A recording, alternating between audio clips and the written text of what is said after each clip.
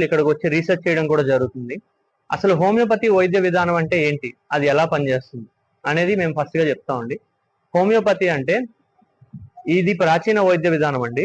ఇది German doctor Samuel Christian Friedrich Samuel Hahnemann గారు కనుక్కున్నారు. ఇది ఆయన్ని హోమియోపతి పితామహుడుగా చెప్పడం జరుగుతుంది. మనం ఇక్కడ ఎదురుగా చూసినట్టయితే ఆయన పెద్ద విగ్రహం కూడా ఇక్కడ మనం ఆవిష్కరించడం జరిగింది. ఆయన అప్పట్లో ఉన్న మెడికల్ ట్రీట్మెంట్ లో బ్లడ్ లెట్టింగ్స్ కానీ, లీచింగ్ కానీ అని చాలా క్రూయాలిటీ ఉండే ట్రీట్మెంట్స్ నడిచేవండి. నమస్కారం. ఇవాళ గుడివాడలోని గుర్రాజు కాలేజ్ లో మేమందరం డాక్టర్స్ అందరం సమావేశమై ఇవాళ హోమియోపతి యొక్క వైద్య విధానంలో ఉన్నటువంటి వ్యాధుల గురించి మనం తెలుసుకొని దాని యొక్క చికిత్సా విధానం కూడా గురించి పూర్తిగా అవగాహన తెలుసుకున్నాము. మొదటగా బీపీ, ఇంకా థైరాయిడ్, ఇంకా షుగర్ సమస్యలకి హోమియోలో చక్కని పరిష్కారం ఉంది.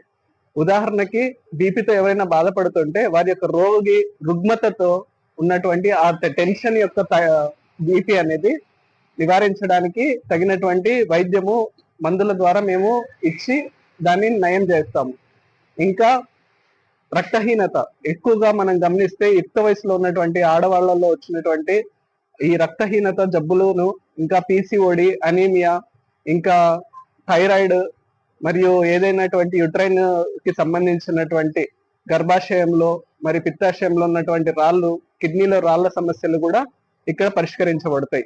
ఇంకా నరాల యొక్క బలహీనత, మెదడు వాపు, మెదడులో ఉన్నటువంటి నరాల కదలికలు సమస్యలు ప్రతి ఒక్కటి కూడా క్షుణ్ణంగా రోగి యొక్క లక్షణాలు తెలుసుకొని దానికి తగినటువంటి మందులు ఇవ్వడం ద్వారా రోగి శాశ్వతముగాను మరియు ఆరోగ్యముగాను తయారవుతారు.